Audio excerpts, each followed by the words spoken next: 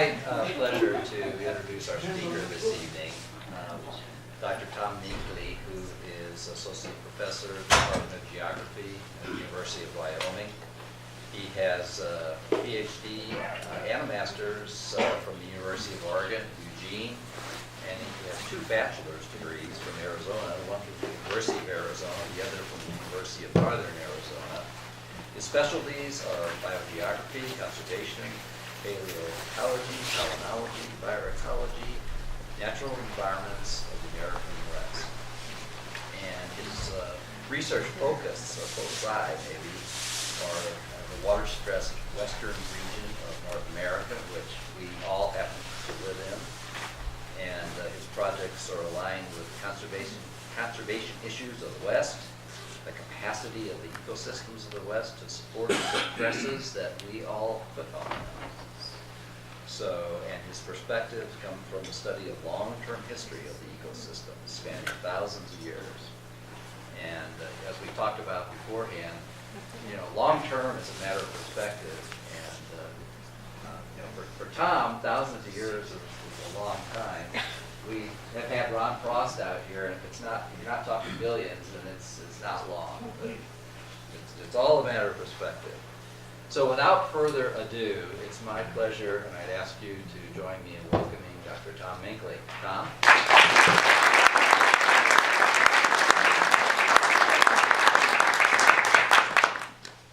Magic buttons. The magic buttons. Thanks. I'm actually in Jackson for the very first time. My students are amazed at that. I think I've driven through once, but I mostly work down to the Colorado Basin and southern Arizona. My field area is Wyoming through Arizona and northern Mexico. But, I'm strangely nervous. I do have 2, I'm going to tell some jokes and burn some energy.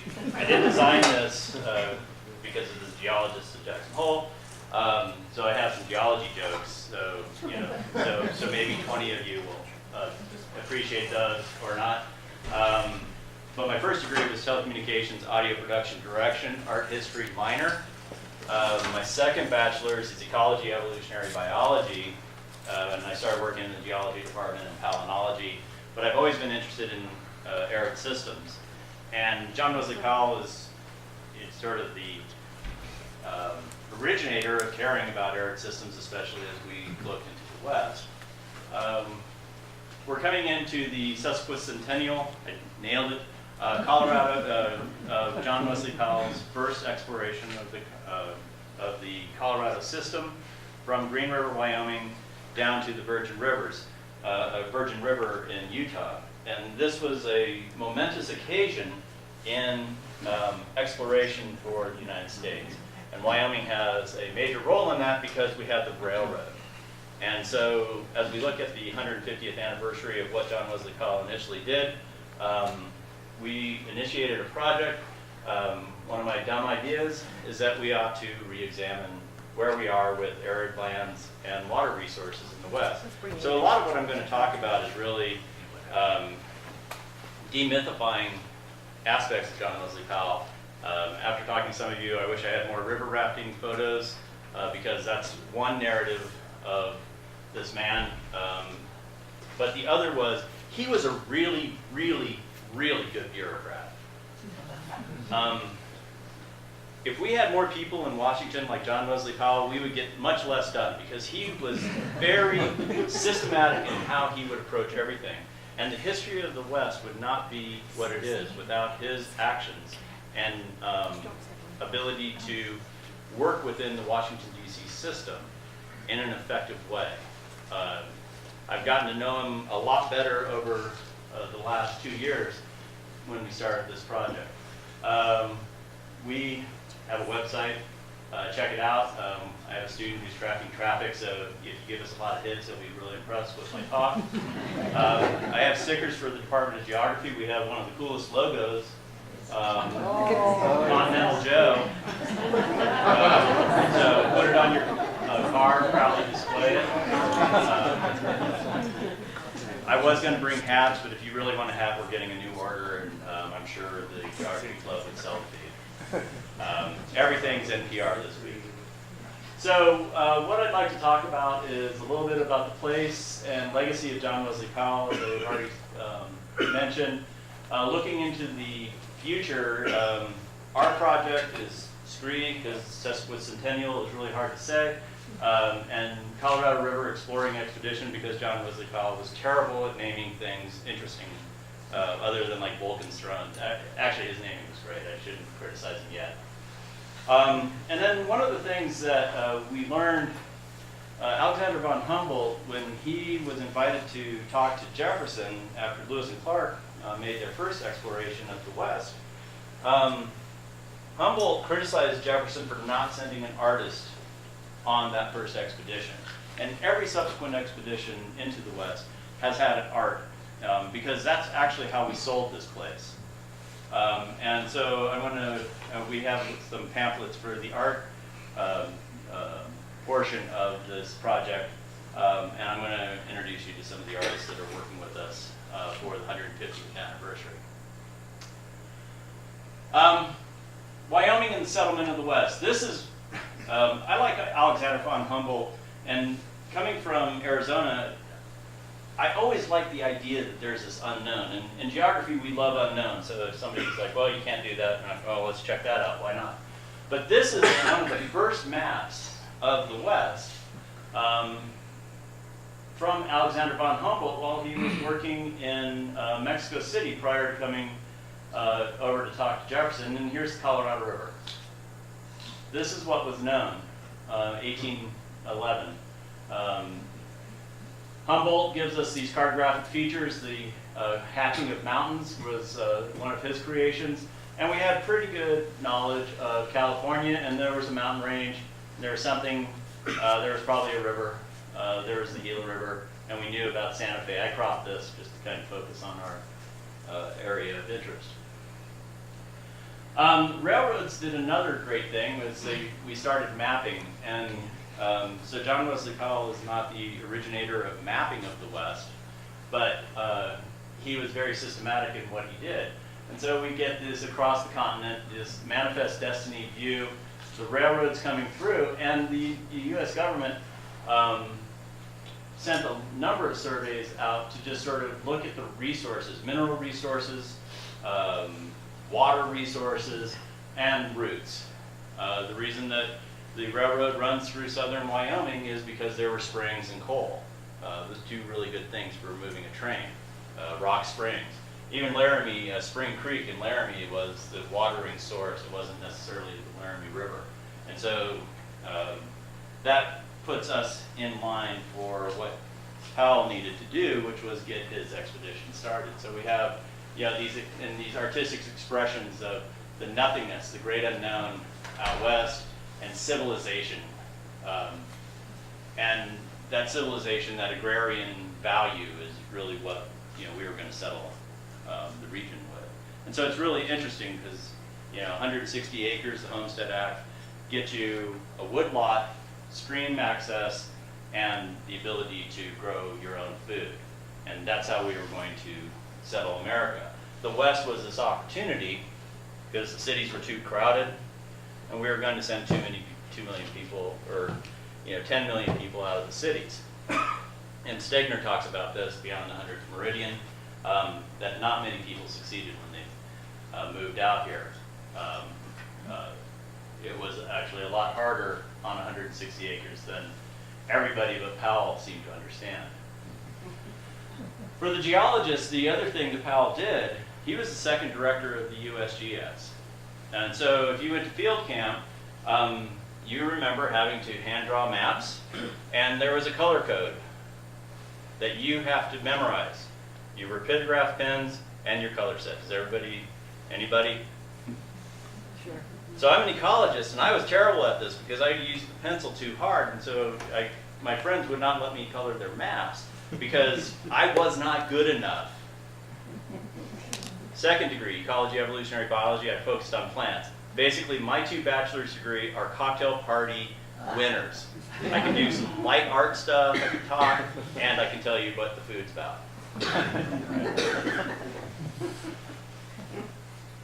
Hayden expedition, he's the one who worked in Yellowstone. Here's Wyoming, Idaho, and place. The color scheme, the American color standard was determined by John Wesley Powell. So if you're thinking about how does he affect your life, one, we're out west, so that's awesome. Two, if you had to color maps, it was his color scheme. There was going to be an international, there was an international meeting. He was going to send, I can't remember which one of his assistants over there, but then he decided that quaternary is yellow. I work in the quaternary, so that's the only color that matters as far as my research. I know for some of you that's just overburden, but that is, there's a lot of good data there. And it's, you know, prehistoric. Historic for me is tree rings. You can count every year. And straight rings.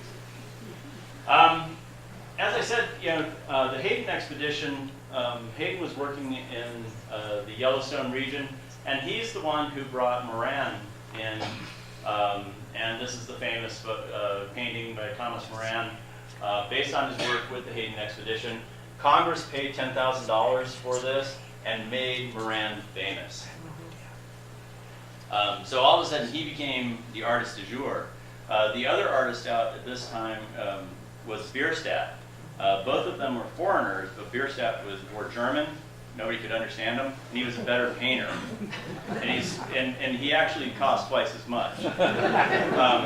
So Moran, you know, he sells this to Congress, and Powell really wanted him to work on the Grand Canyon system. 1869, Powell runs his first, that's probably the next slide, I don't want to get ahead of my story. But Hayden starts this idea that we're selling the West through visualizations. And the public bought into it. And this is one of the reasons that we get the first national park. So Powell, 150 years on, what was his deal? He was a Civil War veteran. He knew about the upriver section of the Green. The Colorado River, technically, the Green River is the headwaters. Colorado did some politicking. It was called the Grand River in Powell's day. Colorado made it to Colorado, and they made the headwaters in Colorado. That was some serious political power. Denver was really strong at that point.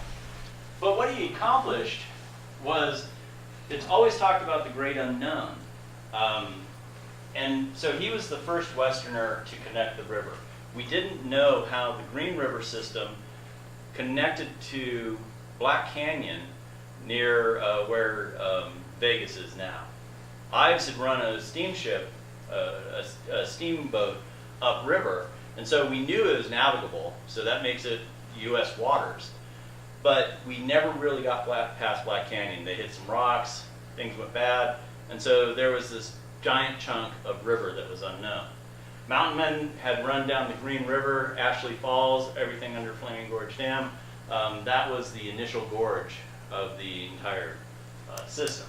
So Powell had an idea of where, at least what was going on in the upper section, but his real accomplishment on that first expedition is they lived. And that's huge. When they got out at the bottom, they were seining for boat parts and any evidence for the Powell expedition. And they come around the corner like, hey, what's happening? Sure, it wasn't that kind of formal conversation, but yeah, they're like, hey, we're really hungry. We just stole some melons upstream from some Native American farm, and that was really yummy. Or do you have food? And so, because they were on flour and coffee at that point. But by surviving, he did a great thing. And this is where we have this dichotomy of how we might understand John Wesley Powell, depending on which direction or what storyline you want to follow. You have the great explorer. They didn't run all the rapids. And you read the second expedition, he really was unhappy when they got dumped on it, you know, the river jargon, but they tanked. And they got sucked, you know, the one-armed man gets sucked off the boat, and they're in a whirlpool, big eddy, and he was down for a couple seconds and not too happy about that. He did not necessarily like river running. first myth broken.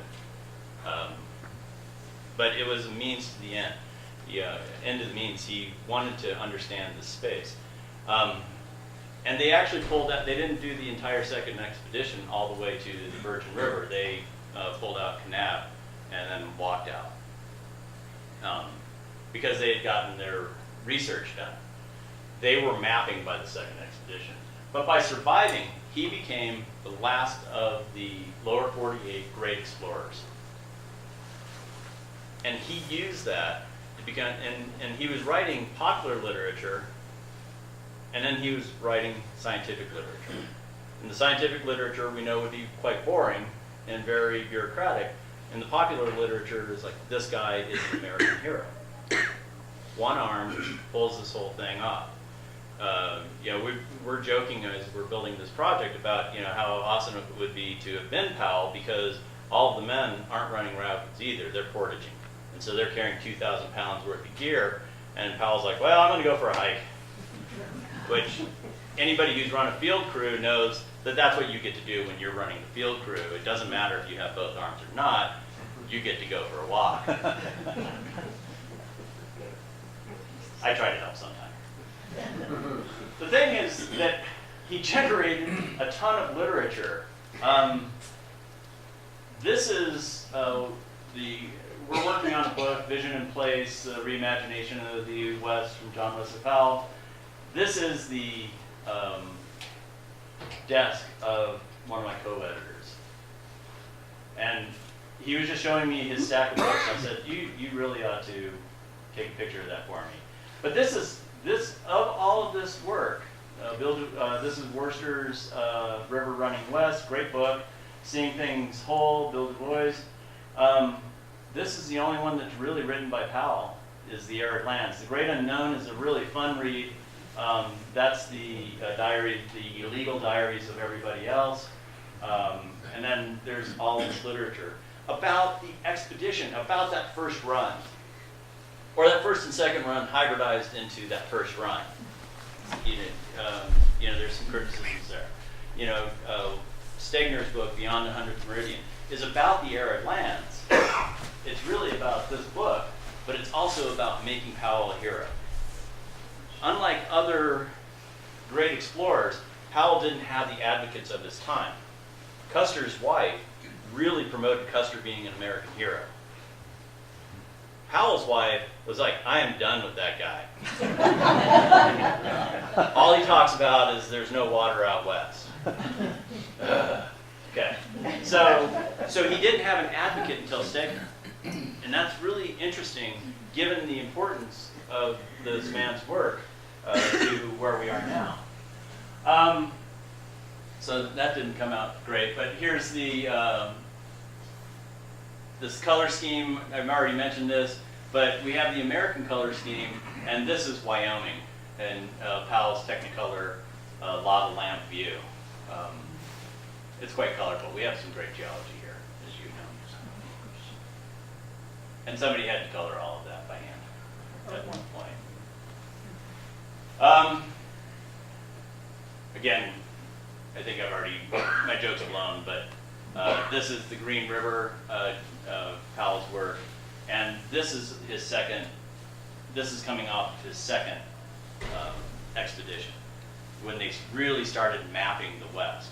So another thing in the, when I was interviewed about this talk, it's like, why do I care about Powell? And one of the things that I would argue is that if you like Google Maps, you should like John Wesley Powell.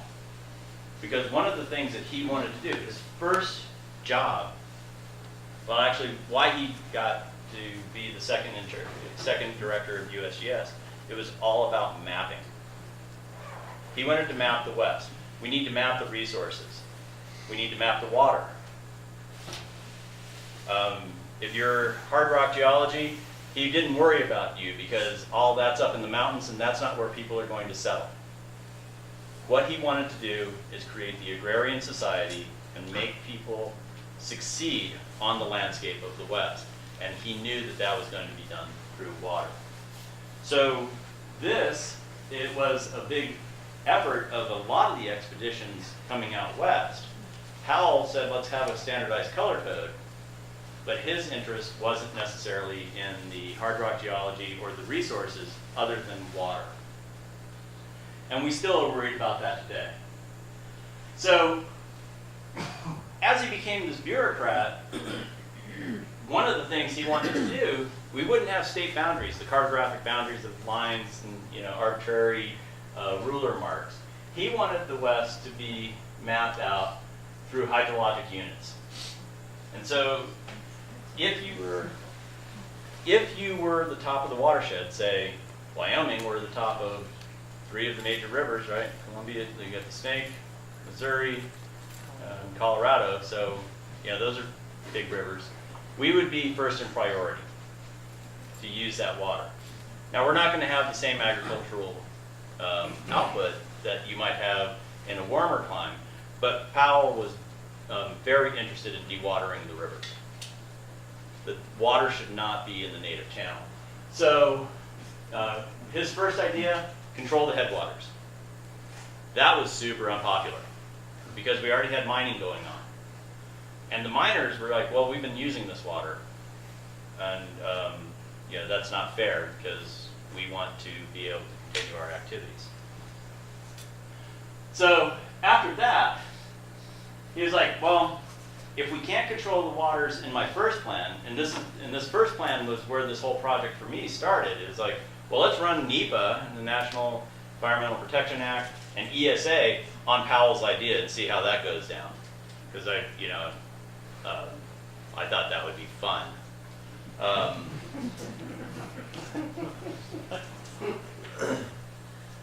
But Powell lost that argument, and so did I. So we're not dealing with the headwaters. We already have people out here, we're already using the waters.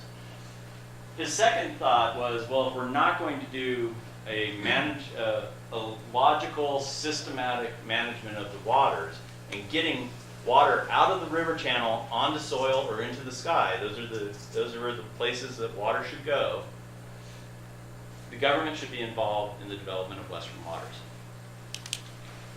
And so we see that manifest. This is the degradation of rivers, or the degree of alteration of rivers focused on Wyoming. The Colorado River, you can see that there's 40 to 100% alteration of portions of the river systems based around the major dams. There are thousands of dams, little check dams, everything counts as far as a dam. Powell's idea was the government should develop this water. This is the government's obligation to the people. And in doing so, we create irrigation ditches, we get it to feeding people, and the native channels would be dry. So if you're a river runner, that means that there's no water in the Grand Canyon. That would be Powell's idea. As I hope I mentioned, a lot of my mythology of Powell has been debunked in this project. And so I'm told I'm kind of depressing when I lecture. Yeah. What did Powell think about the irrigation that the Mormons did, and why did he think the general public should do it on their own? He loved what the Mormons did, and that's what he was arguing for in the initial plan. Between the Osietas in New Mexico and the Mormons, he really saw that as the agrarian ideal. And that's where his plans really started forming for the air plans.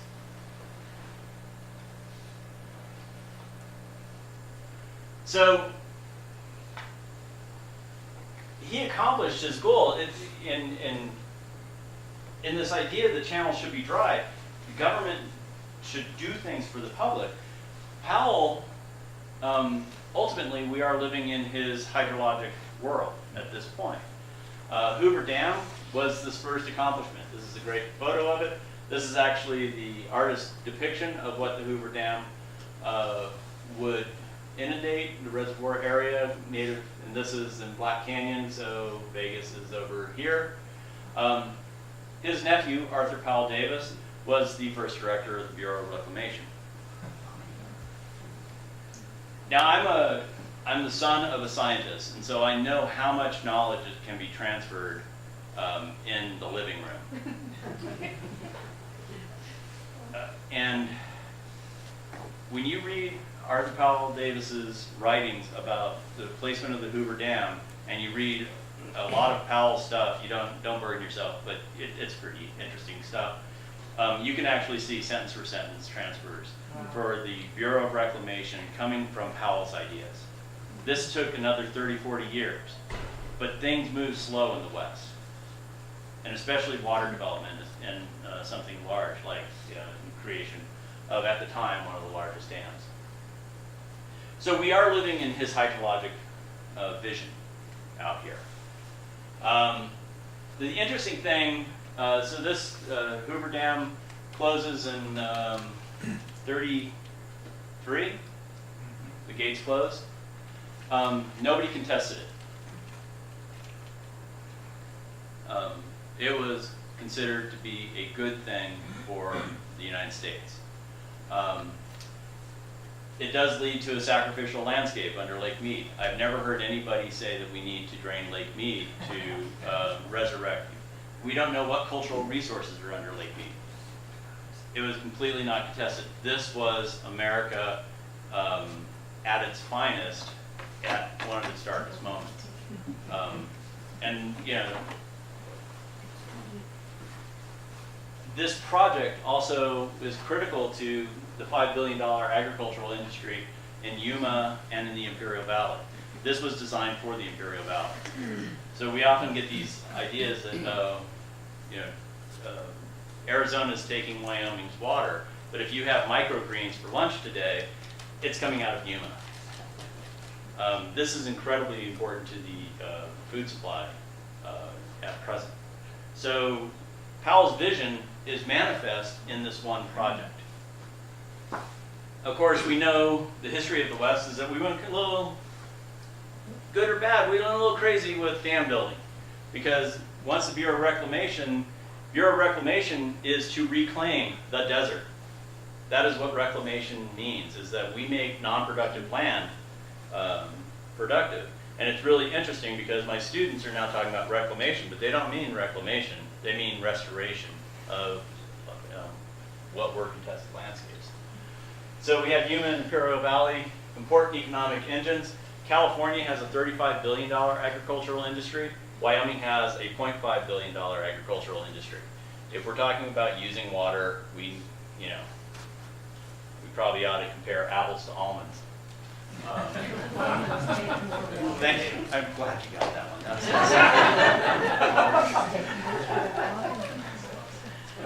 one.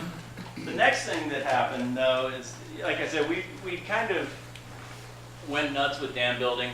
Anchor Dam in Wyoming is one of these great boondoggles that doesn't hold any water. They didn't do the geology right. And if you want to ever see a cool dam that isn't doing anything, go out by Thermopolis and check out Anchor Dam. It has sinkholes all over the place. It's super fascinating. But we get to Powell's vision. If we are strictly managing the Colorado River Basin in a John Wesley Powell view, for agriculture, we know the obligation that the river, the upper basin, have to the lower basin, and we could satisfy our obligation to lower basin states, and this is strictly management, no ecological flows. 10,000 cubic feet per second coming out of Glen Canyon Dam will give the lower basins all the water we're obligated to give them in 328 days. John Wesley Powell and Arthur Powell Davis didn't think Mexico should get any water. The law disagreed. It takes 76 days to give Mexico a 10,000 CFS. So if you've ever run through the Grand Canyon, 10,000 CFS is pretty exhilarating. It's not 17,000, and it's a little bit rocky for those of us who run rivers. But the thing about resource management and resource development is that we do get changing values. And so the construction of Glen Canyon Dam is a reflection on changing values. David Brower, this is a famous story, David Brower and the Sierra Club, they ran through Echo Park, and they said that this is such a valuable landscape that we must save it from this rampant dam building. And the Sierra Club, the Bureau of Reclamation had their calculations for water loss. They were fudging their numbers, let's say, and the Sierra Club starts running a lot of people through that section of river. We get people in New York very vested in Dinosaur National Monument, and so we stopped that dam. Ed Abbey wrote a lot about this, Desert Solitaire. We get a different environmental ethic. This is the early 60s. And we're now talking about, as opposed to sacrificial landscapes like what we have under Lake Mead, contested landscapes. If we're going to do these developments, where are we going to do them? And there's a lot of concern. This is Desolation Grade, great section of river, Cottonwood riparian corridor there, which is completely awesome. We swapped Echo Park for Glen Canyon. And everybody said, well, I didn't know what we were doing. And apparently Glen Canyon Dam, or Glen Canyon was just beautiful. It's relatively flat water. Katie Lee sang about it. She just passed away. God bless Katie Lee. At the last time I gave this talk, actually there was a whole tribute to her. It was really touching. But we know that we lost something very special in Echo, in this trade. The other thing that happened, this is my dad, that's my uncle, that's a big fish, is that we also started changing our values, and we get this concern about endangered fish. So Brower and Abbey are concerned about the landscape, the terrestrial sphere.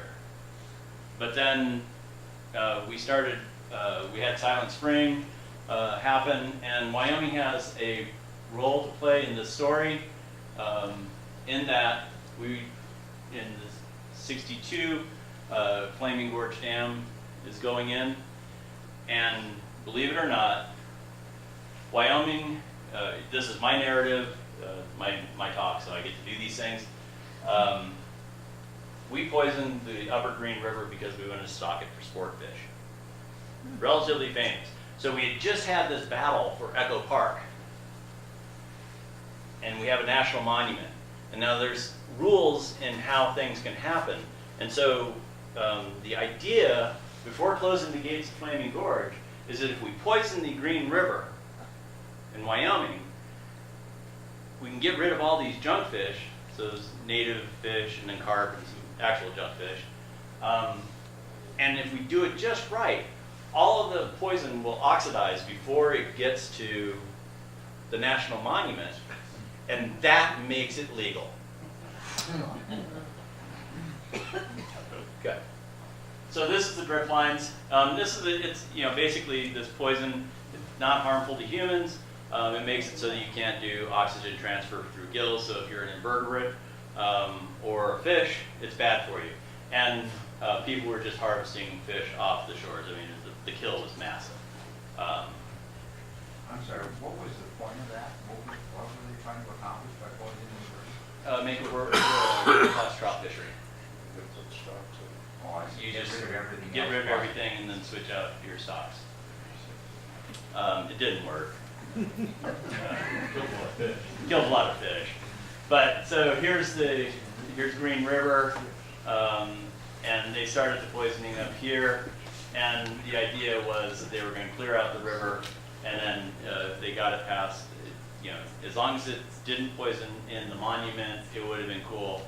But there's a number of problems with the 60s. One of them was TV, and that got on the air. And so again, we agitate nationally. So this is sort of the end of the big dam era. We did continue making dams into the 80s, but we started changing the value system, and we end up with that event along with devil's hole pupfish and a couple others, the Cuyahoga River catching on fire for, some the umpteenth time. These were a number of things that created a national outcry that we are obligated to other species. And we have a moral obligation, an ethical obligation. So the last thing that we have is where we are now, and that's this present day adaptive management. And it's jargony, but the Grand Canyon system is an adaptive management. And this is where we're actually running a river system, or we're managing a river system for ecological flows, for the aquatic life, for the terrestrial sphere, and this is modernity. They're now going to, Flaming Gorge has water releases. There's a lot of aquatic insects at Flaming Gorge. There's not that many aquatic insects in the Grand Canyon section.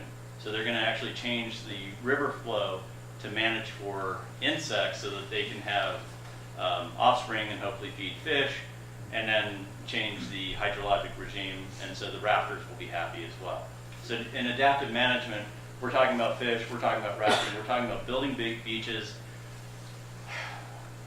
It's exhausting. If you ever want to take a really depressing class, might I suggest Conservation of Natural Resources that teach it every fall. Everybody is super bummed out by the end of it.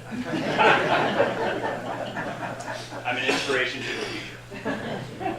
So I'm teaching a management of rivers class, and so I asked my students, how do they want to deal with the future? And so this is partially a list from them. I don't really dictate what people take on, but my thoughts are we need some sort of new connection with the public if we're going to talk about our natural resources. This saving the world for our children is a kicking the can down the road philosophy, where I think we should start thinking about we should save it for ourselves. If we were a little more selfish, then maybe we would come up with better strategies rather than saying, well, my kid really seems to have this figured out right now. So we're getting this weird connection with our landscapes and public lands and public hands. John Wesley Powell knew that there was about 93 million acres of arable land with the water supply. That is pretty much what we have in agricultural production. That land that isn't in agricultural production, he feels should have been left in the public trust as part of, and that's kind of why the West has so much public lands. Philosophically, we're back to where he was thinking. The dialogue of the aesthetic, Edward Abbey probably was starting that, but there's a lot of issues with how he writes. If you kind of go back and read that stuff in the modern world, it's a little bit creepier than it used to be when I was younger. 1872 mining law. It turns out, in the 100th anniversary of John Wesley Powell, nobody touched the mining law. Mining has primary water rights throughout the West. Not oil extraction or coal, but hard rock mining is numero uno in any sort of water usage out here. And there's no encouragement to be efficient in the water use. The student of mine who geology major at Wyoming, he found the Clifton Morenci mine is one of the, it's like 5 gallons of water per ton of ore. I mean, Morenci is doing a really good job as far as extracting, but then there's no other motivation for other mines to be that efficient. This law is, in water law right now, probably the strongest thing out there. And then there's this new thing with water transfers, where we're taking things out of agricultural production and into cities. I don't think I have a slide for this, so I want to mention that one of the insane things about our water laws in the West, and I'm not a lawyer, so I can say whatever I want. I mean, I'm a college professor, so sky's the limit for me. Our water laws are for mining and agriculture. We're the fastest growing region in the country. There's no town over 10,000 people on the Colorado River and Green River between Grand Junction and Laughlin. Vernal maybe. Sometimes. Vernal's over 10,000? It's right on the edge. So our water laws are made for those communities, but we have Phoenix and Las Vegas. So we're going to have to encounter some sort of re-examination, and this is where I'm arguing that we need to be proactive about what you want the future to look like, because we have this arcane system and this new reality, and that's kind of one of the dialogues that we're working on in our project. We also have landscapes of conflict. This was the Esplanade confluence. The Navajo Nation was talking about running a gondola to take 28,000 people down to the confluence of the Little Colorado River. The women, I got to meet the women who were arguing, you know, like, hey, that's our house, and you know, we have sheep here. This is spiritual. Don't do that. They won. So this is currently off the table, which was a huge win. But then we have Bears Ears, and if you go down there, there's a lot of oil interest in that area, and we're still flip-flopping on that. So we're still in this landscape of conflict, and the big question is there water down for the energy extraction that they're proposing in the Bears Ears? It's still our land. I mean, that's one of the things I think is lost in this dialogue. It's still federal land, and we don't know if there's water for any of the activities that they're proposing down there. That's something to stay tuned.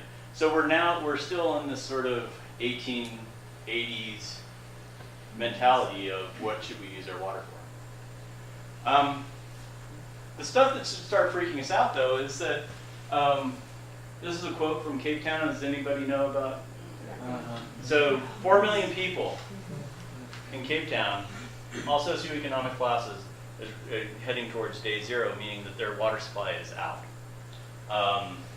Food grows where water flows, and this is I just thought this was the coolest quote. What we didn't know is when the future would arrive. And this is the problem that we have in the West. Powell warned us that there would be a future of conflict if we didn't deal with water properly. And it was easy back then. Super complicated now. We depend on our mountains to supply our water.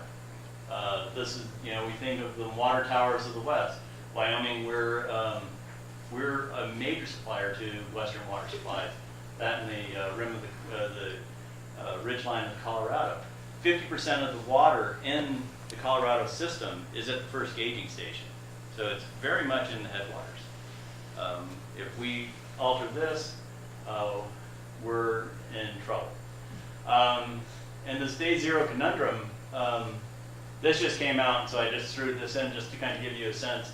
They're now there's an organization that is monitoring 500,000 dams around the world to look at their water levels. We know the Colorado River system is at 50% capacity right now. Cape Town, 4 million people. Morocco, 700,000 people, small country. In the Indian states of Madhya, Pradesh, and Gujarat, 30 million people, water supply is vulnerable. Iraq, Thousand or million? 30 million, sorry. Morocco. Oh, Morocco, that's, sorry, that's 700,000. Sorry, thanks. We'll fix that for the tape edit. Spain and Portugal are highly vulnerable in their water supply. So this is coming to us, and I don't know what we'll do. When Arizona we just resolved the issue with Mexico on storing Mexico's water in the Colorado River. The editorials in Phoenix were really happy because we don't want it to look like we're running out of water. So they know they're running out of water, but as long as the appearances are good, we're okay. Mirage, right? It's a mirage. So, and this is just sort of data, surface area of water. So this is Morocco. Here's India. Mosul. Actually, I'm still waiting for that dam to just break because nobody's maintaining it. And so, you know, we are going to start facing these conflicts. So, I'm mid-career. I'm not sick. Usually mid-career people who get sick start thinking about caring about the planet. I've always been worried about water. Actually, I have this vision that, you know, everybody in Tucson just disappears and I have, you know, gutters on, you know, subdivisions, and that's my water supply. My wife is not too keen on that idea, but I think it would be kind of fun. Just mainly because of the plumbing situation. So what we're trying to do, we have a relatively large project. Oh, I'm talking long. Okay, thanks. I feel much better now. We developed this project, you know, based on, well, let's see what Powell would have done if we had followed his original plan. Then we decided we were on his plan. And so the next step is, the future is the great unknown. We really don't know. We don't know when the future is going to arrive for us. I study long-term environmental change. I know that the rivers in Wyoming have been ephemeral for prolonged periods of time, you know, in the thousands of years scale. That's my specialty. So to think of the North Platte River not flowing for, you know, 1,000 years, you know, a couple good years, that would be kind of, it's an interesting world that I operate in. So, when will the future arrive? Big drought is completely reasonable to me. We have lawyers working on the purposes of the law of the river related to contemporary social ecological systems. We're moving people into the cities. People are not relating with the land. Microgreens come from Yuma. Doesn't affect us as long as we live in Phoenix. Again, well, just so I didn't say this, but if you're from Arizona, nobody likes Phoenix. So I like to pick on them. Notice that my degrees are Flagstaff and Tucson.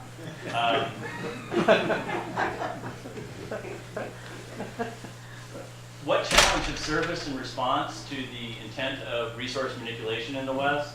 How does the Colorado River inform society's sense of place? And what's the relationship between our culture collectively and the Colorado River system? The Colorado River system feeds the entire country and a large part of the world.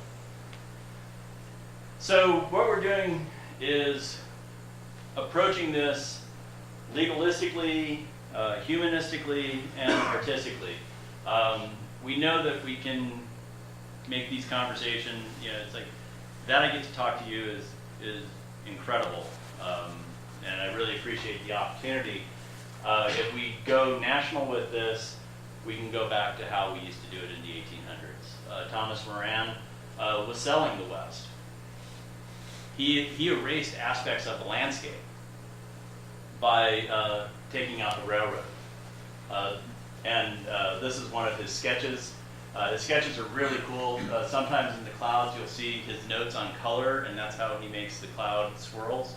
We're going to have, hopefully, be showing some of this stuff in museums in Wyoming, Index Peak, and you know, the Chasm of the Colorado.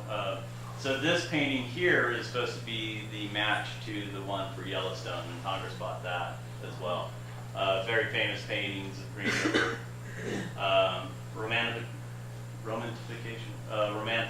the romance of the landscapes.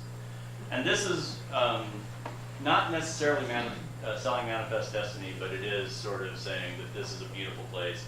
The Grand Canyon National Park is coming up on its 100th anniversary next year as well.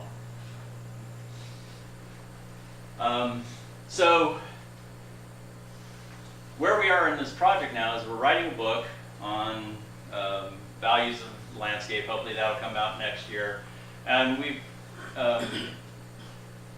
we've also collected landscape artists, and a number of artists, and this is the lead artist, Patrick Kikut, and he's actually drawing art that was done thousands of years ago, Fremont Culture Art, and he said, wow, it's just really weird to be drawing somebody else's drawing that's so old.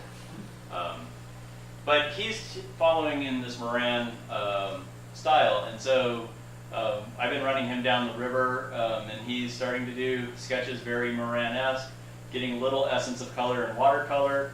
This is Dollhouse in Canyonlands. But his major work is not erasing the human off the landscape. Plastic teepee or plastic jeep and teepee, and so he's the lead artist, and he's going to when we do the expedition, which I'll tell you about in a second, he'll be on the entire re-examination of the Colorado River system, doing field drawings and oil paintings as we go downstream. We also have print artist Kate Atchison. She is doing wood blocks. She has a wood print off of a drift boat. That's the entire San Juan drainage. It's a beautiful piece. Again, trying to let people know that these landscapes are important and they're still beautiful even though we're using them quite a bit. Brandon Gellis, he's going to have a show here in Jackson. He's been decomposing some of the work that were in the monographs, the geologic monographs. Holmes's work, that's a decomposed landscape of the Canyonlands district. David Jones is a sculptor, and he's actually interested in the usage of the landscape, industry, active industry, abandonment industry, homesteading, active homesteading, abandonment, and he does weird things like he makes scale models of trailers and then burns them. That's the model burning. There's a real trailer for scale. There's videos of these, and so they're actually kind of fun installations. Erica Osborne also following the Moran aesthetic. So you have something like the Chasm of the Grand Canyon, but the tourist buses. Because one of the things that we need to recognize is that these are international landscapes at this point. They're our possession, but we do internationalize them. And there is an aesthetic of the old and the new. Appreciate, well, I like some of these things. Bailey Russell is using old time, he's going to try to do tintype photography like what Hiller did on the second expedition in Dellenbaugh. So we're going to attempt to do on-river dark rooms and 1800s photography. That stuff blows up, so it's not going to be on my boat. There's a weird combination at 90 degrees.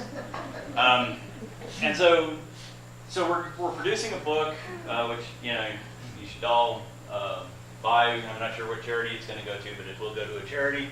There's 3 editors, and we're having a distributed art show. So next year for the sesquicentennial, we are going to run the 1,000-mile trip that Powell did originally in 1869. And incorporating the reservoirs, we have logistical things like dams to go around, so we're not going to run those sections. But we're basically going to start a moving dialogue down the Green River to the Virgin River, starting in Sweetwater County, and we launch on May 24th, 2019. There will be a week-long set of talks and outreach events in Sweetwater County, and we're going to have a distributed art show with the artists in 4 locations. The main ones are Sweetwater County Museum, the John Wesley Powell River History Museum in Green River, Utah, and the John Wesley Powell Museum in Page. And those artists will have pieces. So to see the whole show, there will be like a little concert bill. It'll be like going to a Grateful Dead concert, but with art. Well, visual art. Well, yeah, I'm going to get out of that rabbit hole. But there will be a concert bill, and so you could actually drive John Wesley Powell's trip downriver and see expressions of place and be a part of the dialogue. We're also talking having this on a story map so you could follow the expedition and see where we are and actually communicate with us. There's other events related to the 150th anniversary. This is just in Wyoming. We have an event coming up if you happen to be in Laramie on the 26th, free food. A panel discussion with 3 of our authors. The book is covering water, public lands, and Native Americans are the 3 themes that we're looking at for our visioning of the future. We have 16 authors working on material for us currently, and they've been asked to look at John Wesley Powell's technical writings, place that in context and contemporary, and then explore what they think the future might be. If everything's good, I think that's a great answer as well. But if people are concerned, then maybe we should have some sort, at least begin the dialogue. Bierstadt, the reason I mentioned him in context of Moran, there's going to be a show of his work up in Cody. So Moran actually was a conservationist initially, and so was selling the West in this manifest destiny. Then he switched and moved over to the railroads, and the railroads were divesting themselves of a lot of land. And so he started commodifying the West, whereas Bierstadt was doing these sort of dragon fantasy paintings initially, and then became more of an important voice for conservation in the West. One of the artists, Brandon Gellis, is going to have a show here in June, and that's going to have some of those decomposed landscapes, the plexiglass poems. I'm not sure if we're going to have the tintypes up here. And then we're going to have a number of events and outreach events in Wyoming through the spring and fall of next year. We launch on May 24th because that's when Powell launched. And we're going to run 1,000 miles. It'll be 90 days. And there will be a conference at the end of all of that in Flagstaff where all the authors will present their material, and I'm going to get a shave. The goals of our project is really to create a dialogue that hopefully benefits the future, or at least puts a stamp that says, we thought about this. All the material that we're going to produce will be archived either at the American Heritage Center in Laramie or at the Nevada Museum of Art. So we are trying to put a stamp on history that, some idiots in Wyoming thought, maybe we should talk about this. I don't know. I'm kind of aiming for obscurity in this. I keep being voiced up front. But, yeah. So, it's NPR week. I don't know if this will. That's a nice sculpture.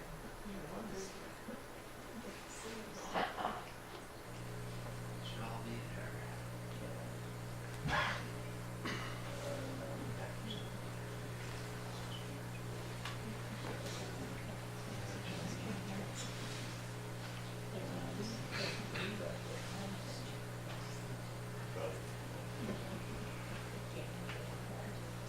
No. Yes. Okay.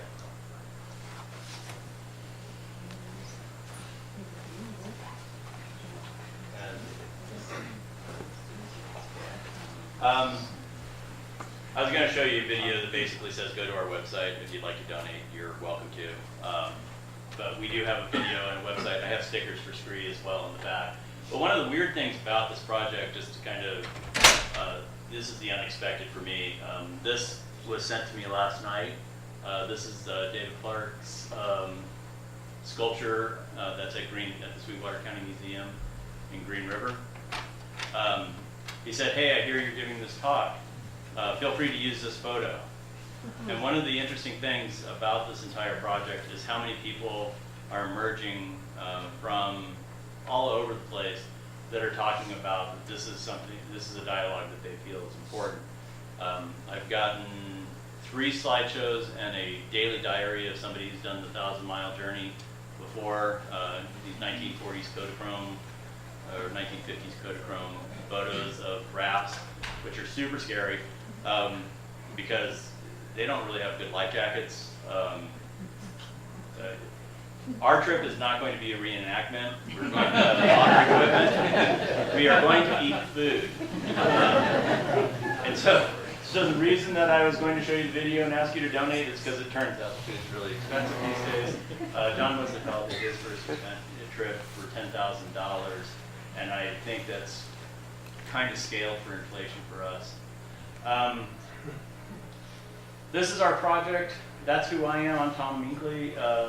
And I really appreciate you all listening, and I'm happy to answer any questions that I know the answer to. But I have a PhD, so I'll answer anything. Do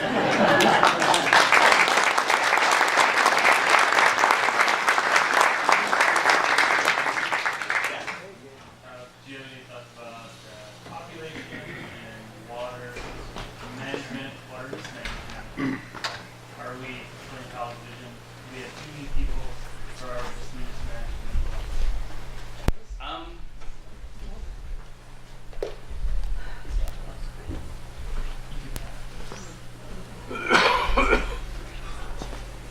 As a paleoecologist, I can say that water in streams is wastewater to a forest. So to a forest, the water, there's no reason to have a stream because it's not using it. There's water going, you know, the Grand Canyon has water because of Yuma and our weird laws. That is the easiest way to convey water is through the native channel. We are going to face a significant crisis. So do we have too many people? Probably. Let's see how this plays out when Phoenix runs out of water.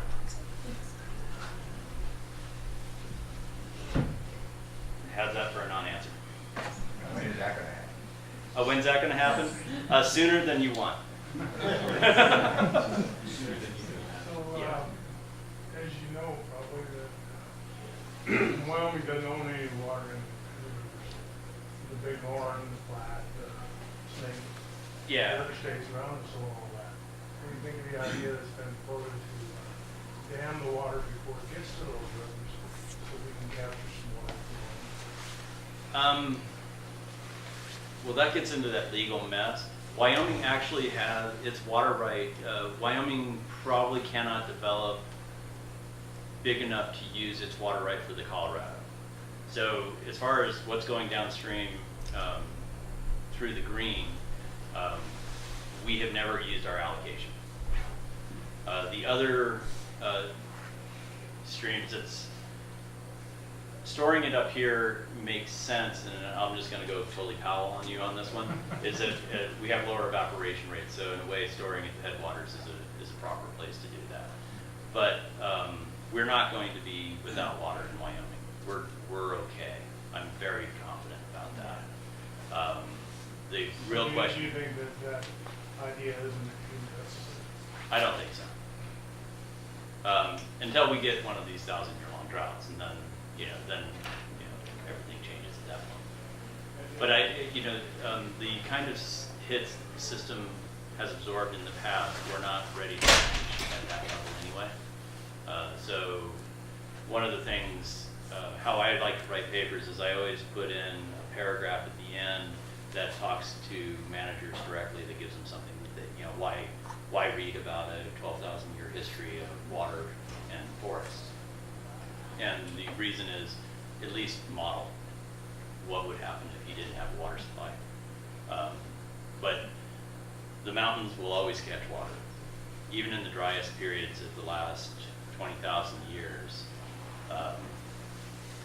you have very nice forests and dry basins. So the orographic, the physics of the climate will always work, and we will always have water in the headwaters. That I'm very confident. I'm going to give you 95 on that. 95% confident that we will always have water in Wyoming. Go downstream. That's a different. Yeah. That's a them problem. We might have to steal it. Yeah. Canada has a lot of water, but they're amassed on the border, so we should be worried about that. Tom, a couple of hands up. Yeah, sorry. Hi. A couple points, and I won't go into too much detail because I could go on forever. One thing is, if you want to say that Wyoming will have water forever, think about climate change.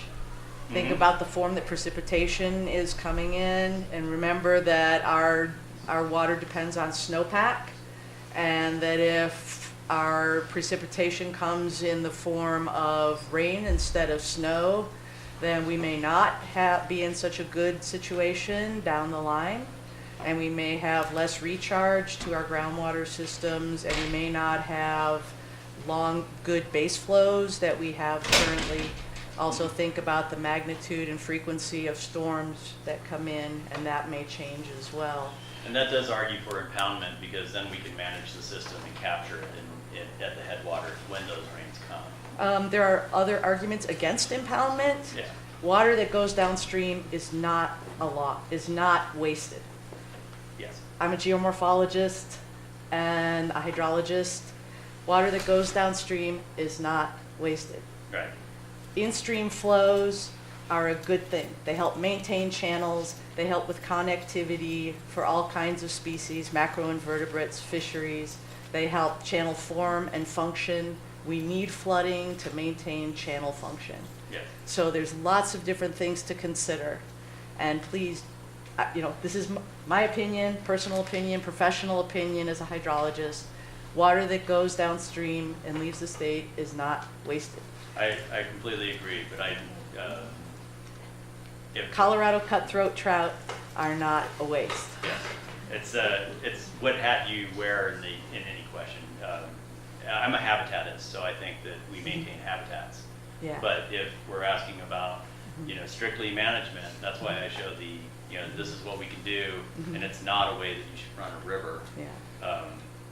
But it is a way you could. Yeah. And that's where we were.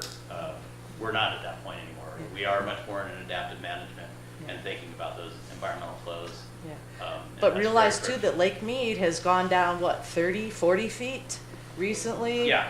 So Well, and there's those the Fill Mead. reservoirs are not going to maintain their same level forever if hydrologic conditions in the basin change. And then there's the Fill Mead first, Right.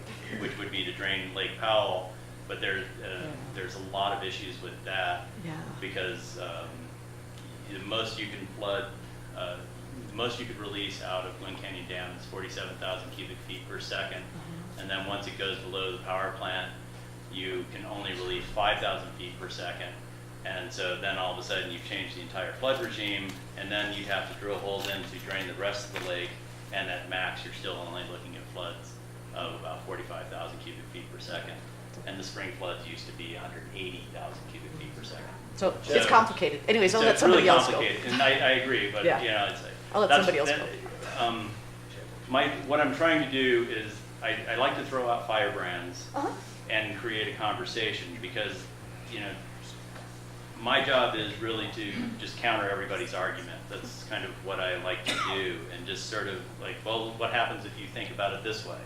And that's not necessarily comfortable. I'm not comfortable doing it, but it's kind of what I've done for 15 years. There was a question up front. Yeah. You say 1,000-year drought, Yes. and like California's had like 5-year drought or Yeah. whatever. And how extreme would that be? Because California can't even deal with the 5-year drought. Yeah, but agricultural profits have gone up in California. So you have 1 million people in California who are water insecure, yet agriculture profits have gone up. So this is this weird thing. We have to be very sure we know what drought we're talking about. Now, an ecological drought, so I work on ecological droughts. So 1,000-year drought to me is that the forest is fine. Well, I'm not a tree. 5-year drought can really affect social systems. And so that's where our vulnerability is like, are you uncomfortable because you can't wash your car? Or are you uncomfortable because you can't eat? Or there's no water coming out of your tap. And that's a different vulnerability. And that's actually, I kind of smirk a lot, but that's actually the stuff that you would be really concerned about. And that's what California has experienced. where complete communities do not have water. That's this day zero. We don't know when that future will come. We know that when you stress social systems, weird things happen. I was talking to a friend of mine who lived in Puerto Rico, and one of the things that happened with the hurricane that you wouldn't think about is that there's no electricity. Everything's a cash economy. So he had employees, and he's like, okay, well, we have to pay our employees because we don't want them to not get paid, even though they can't work. So now we have to find security, and you have to walk out with cash. Wow. And so that's something that we don't expect. So we don't know how not having water will affect us socially. That's why Cape Town is interesting in that it's showing a very specific vulnerability across all social classes, and those with means are actually buying weird things like shirts for those people who are trying to help elderly with water, to show that they're okay and they're not going to rob you. This is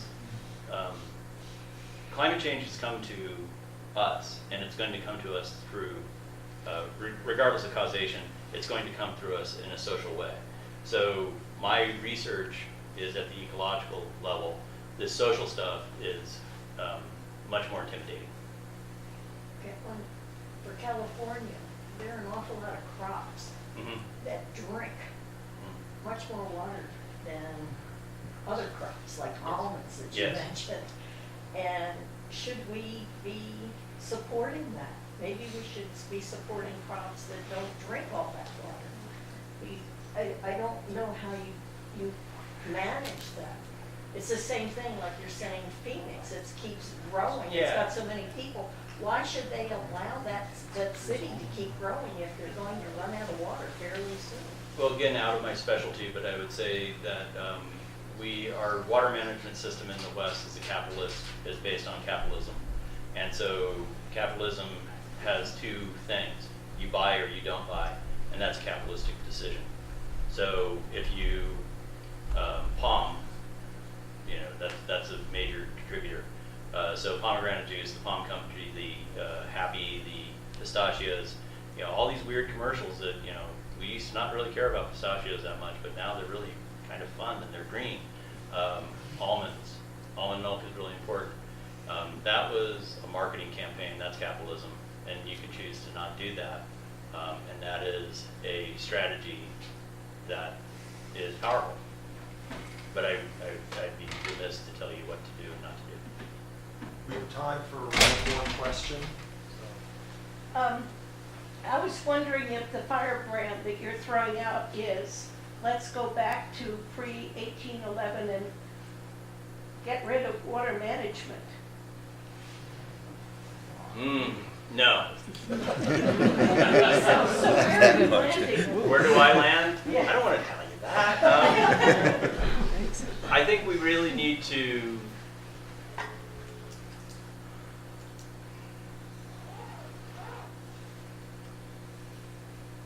I think that we have developed a system that is currently incredibly vulnerable and needs change, and it's the architecture of the system, physically, the infrastructure of it, and the legal framework is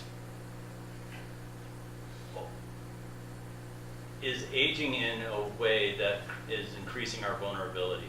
And if we're going to be reactive, it's going to cost us a lot of money. And since it's working, this would be a great time to think of a new system. But our challenge is that we sometimes we keep bad components of an old system. So I think that we need to just sort of start thinking logically about, agriculture can be more efficient, mining can be more efficient. So let's just use 1872 mining law. If we make hard rock mining a little more efficient water-wise, that can give us maybe 500,000 acre-feet in the West. That could buy us some years. That's a start. But we have to go through this systematically. And this is where, this is why I really like John Wesley Powell. He was trying to get ahead of this game. So when we were developing irrigation districts in the West, Congress passed a law that says that people can't settle if there's going to be inundated. And John Wesley Powell said, let's go mapping. Let's do science and identify those places. And so nobody can move to the West until we know where we're going to flood. That upsets people. And so South Dakota said, well, your science, you don't know water in South Dakota.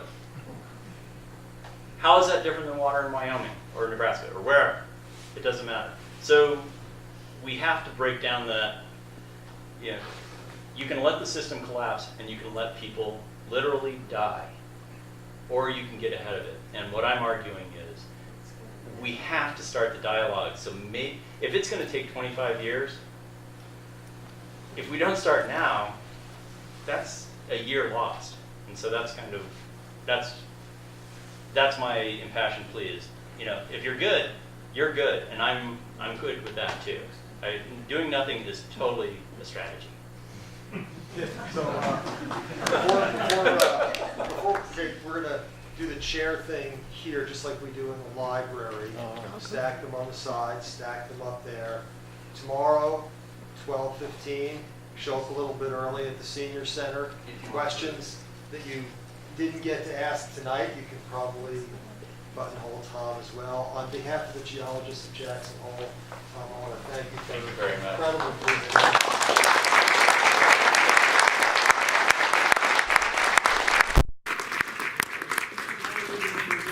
While we get everything cleaned up. Okay. So John, you can come up and ask your question.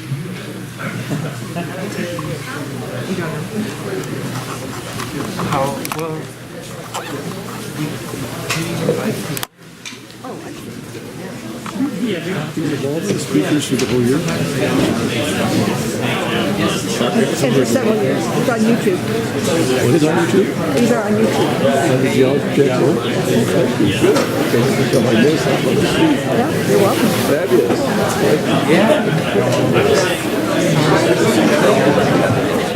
Elizabeth, I gotta get through here. Try to turn this thing off. Hi. What are you filming for? I'm a videographer. It's a new career. For geologists at Jackson Hole. And I video most of their presentation lectures. And then I put them on YouTube. Jackson Hole. So you can see tonight somewhere down the line? Yep. And you can see the last 2 or 3 years. Because so many times they're almost PhD work, where I've been to a lot of them. It's just like somebody wants to talk about their thesis or something. And I always thought, well, I don't know the ones I missed. You can sample them and see them. Oh, nice. On YouTube. What are they going to be listed in? Geologists at Jackson Hole on YouTube. Okay. And yeah, like the last one was this one. It was so thick. I just lost my mind tonight. Oh, yeah. You can, and within the next few days, I'll put it up and you can. So did you get it before I called you? Did you get it before I called you? Only because I saw it daily they were reading from Indian and it was so nice. You heard it well.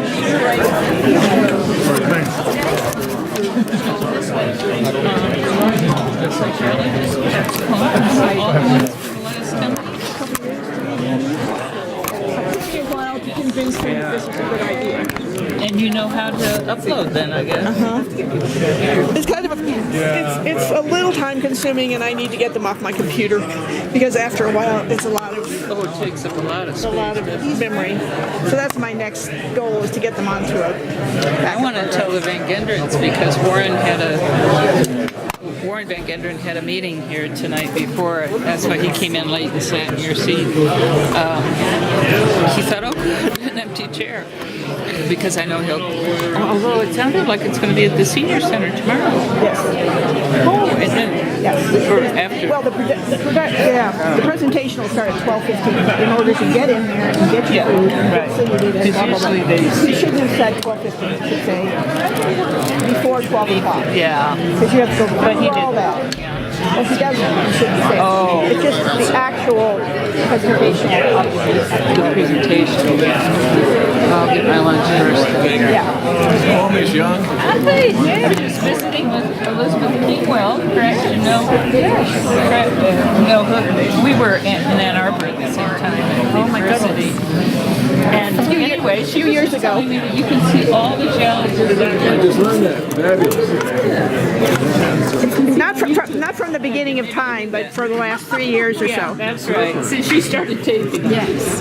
Thanks to you. I can't believe I thought this was at 7, even though I know they start at 6. Oh, so you missed?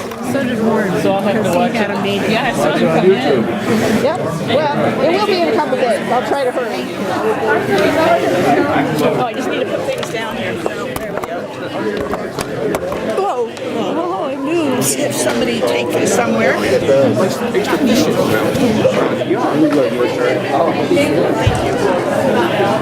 You spent on eBay. Videography software. Thank you.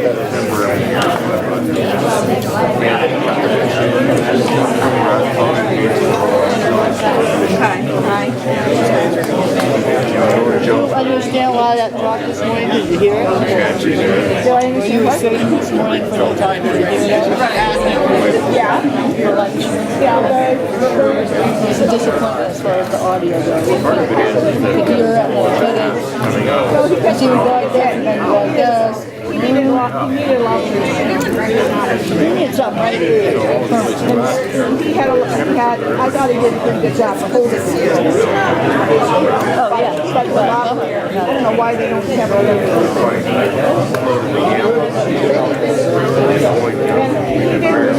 interesting guy. He said some things like the company after, like he said, oh, you know, like the gut.